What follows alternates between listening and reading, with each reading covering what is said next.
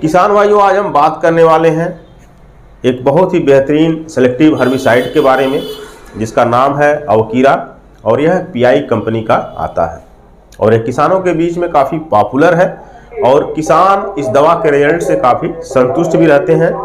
हम इसका इस्तेमाल 3 फसलों से खरपतवार के नियंत्रण के लिए कर सकते हैं, गेहूं, मक्का और सोयाबीन।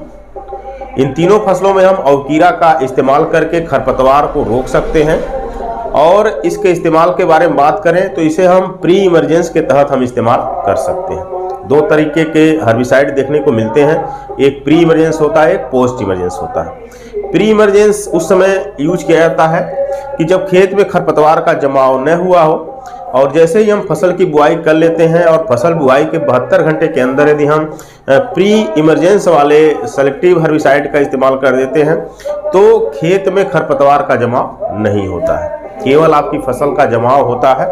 वहीं पोस्ट इमरजेंस के तहत आने वाले जो हर्बिसाइड होते हैं इनका इस्तेमाल जब खेत में खरपतवार उग जाते हैं, 2 से 3 पत्ती की अवस्था में होते हैं, तो उस समय हम पोस्ट इमरजेंस के तहत आने वाले हर्बिसाइड का इस्तेमाल करते हैं।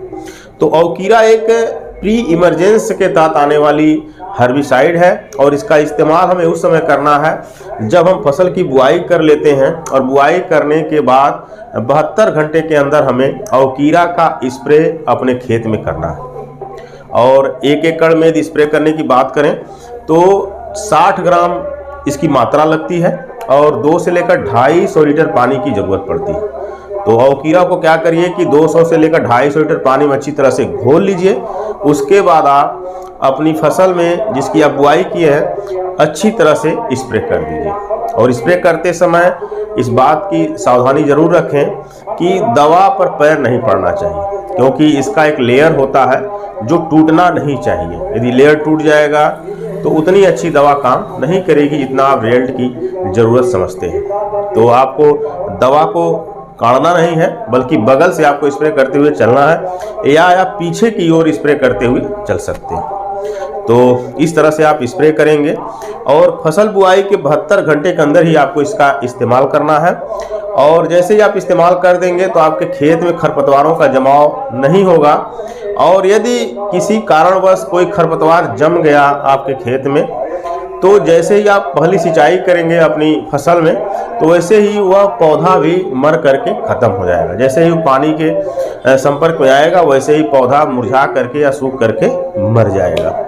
गेहूं की फसल में हम इसका इस्तेमाल मंडूसी और गेहूं के मामा को कंट्रोल करने के लिए और भी कई तरह के खरपतवार को कंट्रोल करने के लिए हम कर सकते हैं और बहुत से किसान गेहूं की खेत में इसका इस्तेमाल करके काफ़ी संतुष्ट भी हैं।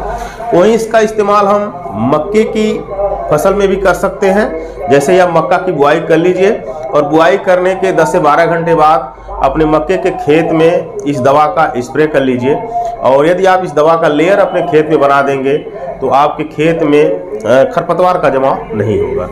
वहीं सोयाबीन में आप इसका इस्तेमाल कर सकते हैं। सोयाबीन की बुआई कर लीजिए और बुआई करने के 12 से लेकर 72 घंटे के अंदर आप इसका इस्तेमाल कर लीजिए तो सोयाबीन में भी खरपतवार का जमाव नहीं होगा।